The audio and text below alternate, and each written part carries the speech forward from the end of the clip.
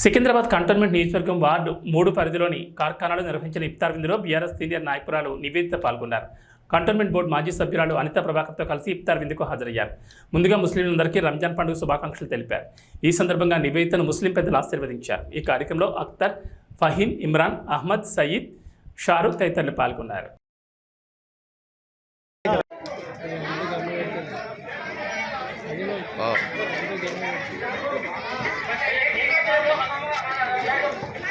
थोड़ा लो और दान दो और थोड़ा ले बस बस बस बस बस चलो अलग 5 मिनट अंडा की ग्लूकोज की करके कर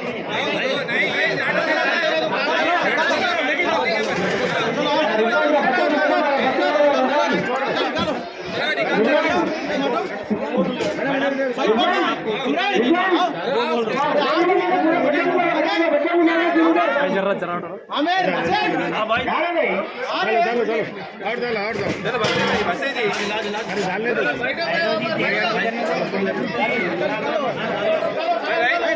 चलो राइट मैडम निकालो भैया निकालो चलो गरम हो गया मैडम